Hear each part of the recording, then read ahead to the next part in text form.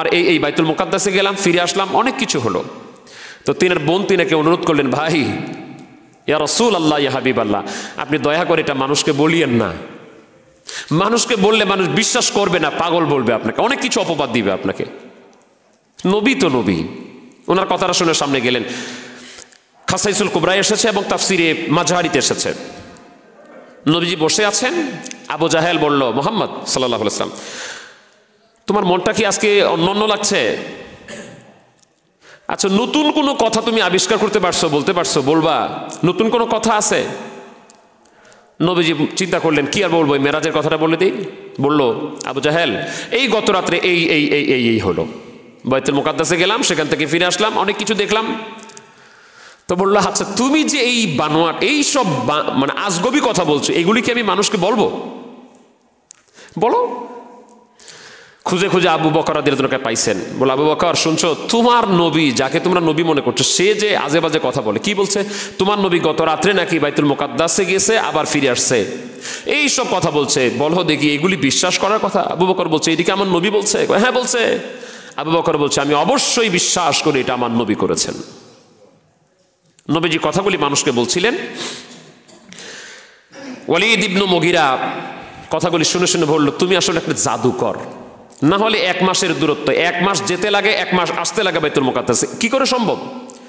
লোকগুলি তারা ধরলো, তুমি যদি বাইতুল মুকাদ্দাসে যেই থাকো, তাহলে বলো তো বাইতুল মুকাদ্দাস কেমন, তার জানালা কেমন, দরজা কেমন, তার রূপরেখা কেমন।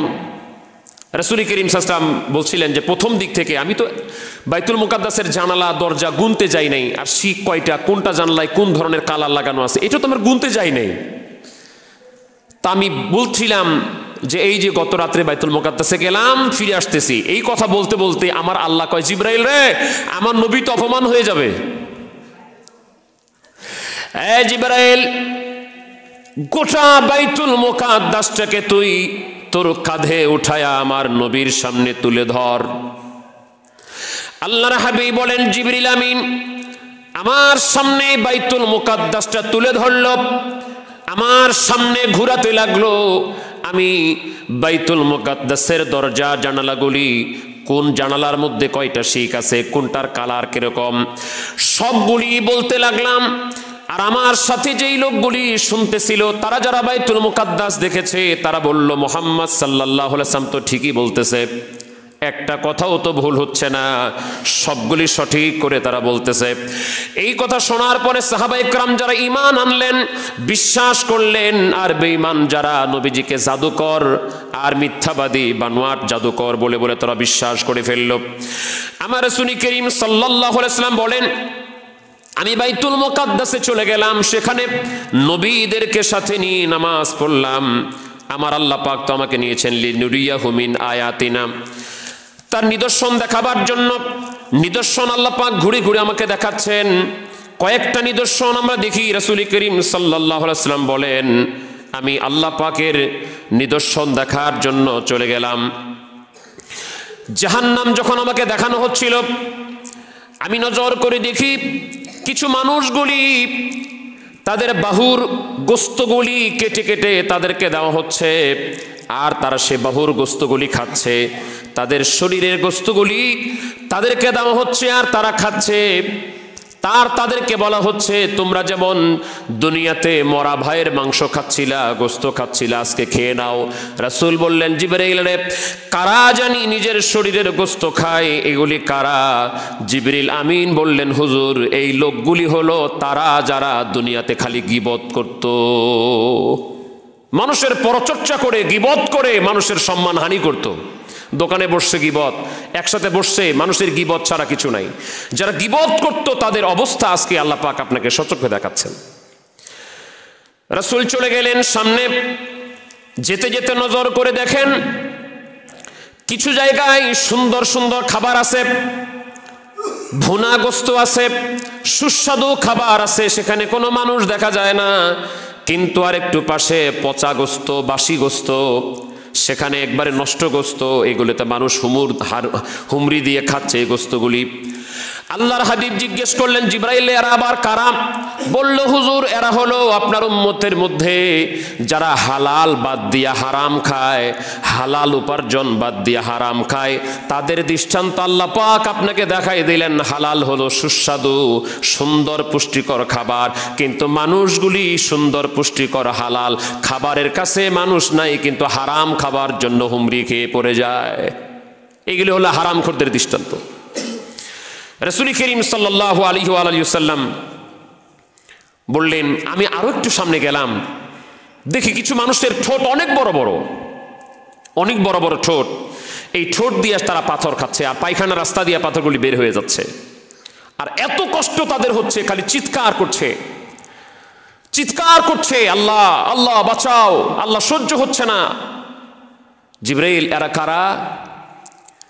জিবরিল আমিন বললেন, হুজুর দুনিয়াতে যারা এতিমের সম্পদগুলি ভক্ষণ করত, এতিমের মাল হরণ করত, এতিমের টাকা নিজেরা খেত, এতিমদের হক নষ্ট করে ফেলতো, এতিমদের টাকা যারা খেয়েছে দুনিয়াতে, আল্লাহ পাক তাদেরকে এইভাবে শাস্তি দিতেছেন। তাদের দৃষ্টান্ত হলে তারা এতিমের হক নষ্ট করে খেত, এতিমের মালগুলি খেয়ে ফেলতো। এটা যে কোনো উপায়ে হতে পারে। এতিমের নামে টাকা কালেকশন করে যদি আপনি খান, এটা হবে।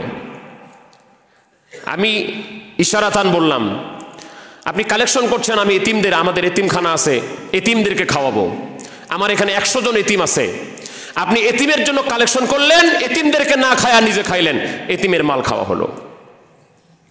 একটা এলাকায় এতিম আছে, তার 2-3 ভাগের জমি আছে, আপনি ঠকায়া তার সম্পত্তি গ্রাস করলেন, সে তার জোর জবরদস্তি করতে পারছে না, সে রক্ষণাবেক্ষণ করতে পারছে না, আপনার দায়িত্ব ছিল তাকে গুছিয়ে দিয়ে আপনি যতটুকু পরিশ্রম করেছেন পারিশ্রমিক নেন, কেয়ারটেকার হিসেবে নেন, কিন্তু সেটা না করে এতিমকে ঠকিয়ে আপনি খাচ্ছেন।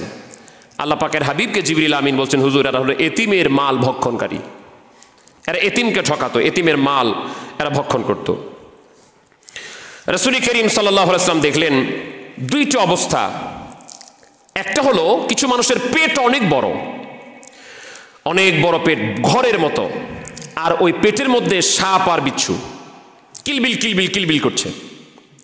আরেকটা হলো নদীর মধ্যে পড়ে হাবুডুবু খাচ্ছে, সাঁতার কাটতে পারতেছে না, হাবুডুবু পানি খাচ্ছে, এটা খাচ্ছে ওটা খাচ্ছে। জিবরিল আমিনকে বললেন, জিবরিল এরা কারা? এদের অবস্থা এরকম কেন? জিবরিল আমিন বললেন, হুজুর এরা হলো সুদখোর, যারা দুনিয়াতে সুদ খাইতো, ইন্টারেস্ট খাইতো, এদের অবস্থা এরকম। যারা দুনিয়াতে সুদ খাইতো, আল্লাহ পাক তাদের শাস্তি আপনাকে দেখাচ্ছেন। রাসূল করিম সাল্লাল্লাহু আলাইহি ওয়াসাল্লাম আবার সামনে গেলেন, সামনে গিয়ে দেখলেন, আমি ইশারাত বলছি, কিছু কিছু মহিলাদের স্তন বিশেষ অঙ্গকে লটকিয়ে আংটার মধ্যে ঝুলিয়ে রেখেছে। জিবরিল আমিনকে নবীজি বললেন, এদের অবস্থা এরকম শাস্তি কেন? হুজুর এই মহিলাগুলো হলো জেনাকার, দুনিয়াতে এরা জেনা করতো, এদের শাস্তি আল্লাহ পাক এইভাবে তাদের বিশেষ অঙ্গকে ধরে লটকিয়ে ধরে আল্লাহ পাক শাস্তি দিচ্ছেন, এরা হলো জেনাকারিনী। রাসূল করিম সাল্লাল্লাহু আলাইহি ওয়া আলিহি ওয়াসাল্লাম সামনের দিকে আগাচ্ছেন, আগিয়ে দেখলেন রাসূল পাক সাল্লাল্লাহু আলাইহি ওয়াসাল্লামকে দেখানো হচ্ছে কিছু মানুষের ঠোঁটগুলিকে কেচি দিয়ে কাটা হচ্ছে, কেটে কেটে আবার ঠোঁটগুলি জোড়া লেগে যাচ্ছে। রাসূল করিম সাল্লাল্লাহু আলাইহি ওয়াসাল্লাম বললেন, জিবরাইল এরা আবার কারা যে ঠোঁটগুলিকে কাটা হচ্ছে, আবার তারা এই ঠোঁটগুলি হয়ে যাচ্ছে, আবার জোড়া লেগে যাচ্ছে? রাসূল বললেন, হুজুর এরা হলো ওই বক্তা যারা মানুষকে ওয়াজ করে শোনাতো অথচ নিজে আমল করতো না। মানুষকে ভালো ভালো কথা বলতো, যে মিথ্যা কথা বলিও না, নিজে মিথ্যা কথা বলছে, গীবত করিও না, নিজে গীবত করছে, হারাম খায়ও না, নিজে হারাম খেয়েছে, নামাজ পড়ো, নিজেরা নামাজ পড়তো না। এইভাবে করে জিবরিল আমিন বলছেন, যারা মানুষকে, শুধু বক্তারা মানুষকে বলতো, মানুষ ভালো কাজ করো, ভালো পথে চলো, মানুষকে কষ্ট দিও না, ভালো ভালো কথা মানুষকে শোনাতো, বাট নিজে আমল করতো না। হুজুর এদের জিহ্বাগুলিকে আজকে আগুনের কেচি দিয়ে কাটা হচ্ছে। রাসূল করিম সাল্লাল্লাহু আলাইহি ওয়াসাল্লাম দেখলেন বেহেশতের দরজার উপরে লেখা আছে অনেকগুলি কথার মধ্যে একটা কথা এরকম, নবীজি যখন যাচ্ছিলেন, আগাচ্ছিলেন, তখন একটু ইতস্ত বোধ করছিলেন। জিবরিল আমিন বললেন, হুজুর আপনি আগাতে একটু ইতস্ত করছেন কেন? আপনার নাম তো আল্লাহর জান্নাতের গেটের মধ্যে লেখা আছে,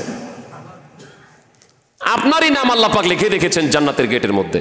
তার মধ্যে আরেকটা কথা আল্লাহ পাক লিখে রেখেছেন এইভাবে, যারা মানুষকে দান করবে আল্লাহ পাক তাদেরকে 10 গুণ সওয়াব দিবেন, যারা মানুষকে ধার দিবে আল্লাহ পাক তাকে 18 গুণ সওয়াব দিবেন। দান করলে 10 গুণ সওয়াব, ধার দিলে 18 গুণ সওয়াব। জিবরিল আমিনকে নবীজি জিজ্ঞেস করলেন, জিবরিল ধার দিলে দান করলে 10 গুণ, ধার দিলে 18 গুণ কেন? হুজুর, অনেক মানুষ আছে টাকা পয়সা থাকলেও, প্রয়োজনীয়তা থাকলেও তারা ভিক্ষা করে, দান করেন। যাদের টাকা পয়সা আছে তাদেরকেও দান করেন, তাদের অত প্রয়োজন হয় না, তারপরেও দান করেন। কিন্তু একটা লোক ধার কখন চায়? যখন নিরুপায় হয়ে যায়, তখন আর কোনো কিছু উপায় থাকে না, তখন সে একান্ত প্রয়োজনে ধার করে। এই জন্য মানুষকে কর্জ দিলে, কোরআনুল কারীম এসেছে সেটা আল্লাহকে কর্জ দিল। এই জন্য ধার দিলে 18 গুণ সওয়াব। কিন্তু এখন বর্তমানে ধার দিলে 18 গুণ বিপদে পড়তে হয়। আপনার কাছে একবারে হাতে পায়ে ধরে ধার নিচ্ছে, যতটা অনুরোধ বিনোদ করে আপনার কাছে ধার নিচ্ছে, এখন আপনি ধারের টাকা উঠাবেন তার চাইতে 10 গুণ অনুরোধ বিনোদ করে তার পিছনে ঘুরতে ঘুরতে ঘুরতে ঘুরতে ঘুরতে ঘুরতে অবস্থা শেষ। এই জন্য মানুষকে উপকার করা ভুলে যাচ্ছে। এই জন্য ওয়াদা রক্ষা করা ইসলামে অনেক বড় একটা কঠিন গুণ। ওয়াদা রক্ষা করা, আপনি যেই দিন যেটা মানুষকে দিতে চাইছেন ওই দিনই ওটা দিবেন। যদি না দিতে পারেন ওয়াদা দিয়েন না, বলবেন যে ঠিক আছে আমি হলে দিব। একটা অনির্দিষ্ট কালের জন্য, আপনি 1 মাসের জন্য নিয়েছেন যে ভাই আমার টাকাটা আপনি আমাকে দেন, 1 মাসের মধ্যে দিয়ে দিব।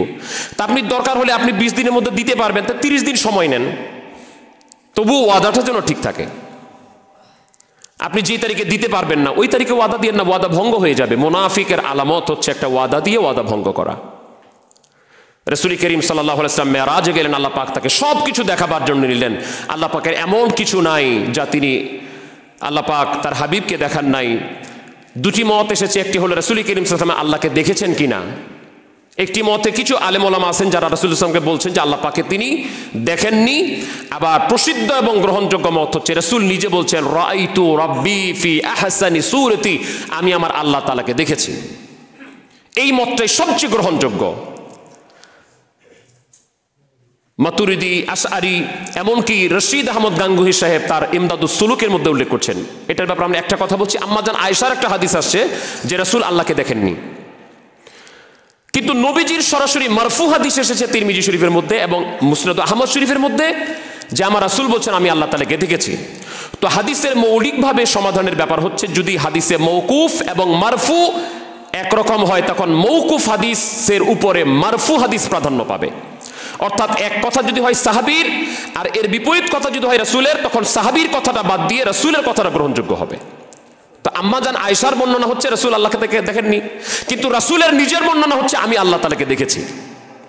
এই জন্য এই জায়গায় রাসূল করিম সাল্লাল্লাহু আলাইহি ওয়াসাল্লামের কথাটাই প্রাধান্য পাবে। এটা নিয়ে অনেকগুলি মত আছে, ঝগড়া ফাসাদ করার দরকার নেই। রাসূল করিম সাল্লাল্লাহু আলাইহি ওয়াসাল্লামের এই মতটাকে ম্যাক্সিমাম উলামা ইকরাম গ্রহণ করেছেন। যেহেতু আল্লাহ পাক তাকে দেখাবার জন্য নিয়েছেন, তো আল্লাহ পাক তাকে সব কিছু দেখিয়েছেন। এর পক্ষেই 1 লক্ষ হাদিসের হাফেজ আল্লামা মোল্লা আলী কারি রহমতুল্লাহ মত দিয়েছেন। এবং মুসলিম শরীফের সবচেয়ে প্রসিদ্ধ ব্যাখ্যাকার আল আসকারের লেখক শারিহুল মুসলিম ইমাম নববী রহমতুল্লাহ বলেছেন। এবং আরব জাহানে যার মাযহাব গ্রহণ করা হয় ইমাম আহমদ ইবনে হাম্বল, তিনি বলতে বলতে বলে ফেলতেছিলেন রাআ রাব্বাহু রাআ রাব্বাহু রাআ রাব্বাহু রাআ রাব্বাহু রাআ রাব্বাহু। তিনি এভাবে বলতে বলতে মুখে ছাপ উঠিয়ে দিতেন যে আমার আল্লাহ পাক তাকে দেখার জন্য নিয়েছেন, আল্লাহ পাকের রাসূল আল্লাহ পাকে দেখেছেন। রাসূল করিম সাল্লাল্লাহু আলাইহি ওয়াসাল্লামকে আল্লাহ পাক যে নিয়ামত দিয়েছেন সেটি আল্লাহ পাক আর কাউকে দেননি। তো মুসা আলাইহিস সালাম আল্লাহকে দেখতে চাইছেন, মুসা আলাইহিস সালামকে আল্লাহ পাক দেখা দেননি। তাহলে এটাও প্রমাণ হয় যেহেতু মুসা আলাইহিস সালামকে আল্লাহ পাককে দেখতে চেয়েছেন, আল্লাহ পাক দেখা দেননি, তো তার চাইতে বেশি ফজিলত হাদিস শরীফে খাসাইসুল কুবরার মধ্যে এসেছে আল্লাহ পাক মুসা এবং আমার নবীর মধ্যে 2টি জিনিসকে ভাগ করেছেন। একটি হলো মুসা নবীকে আল্লাহ পাক কথা বলার মর্যাদা দিয়েছেন, আমার আল্লাহ পাক আমার নবীকে দেখার মর্যাদা দিয়েছেন।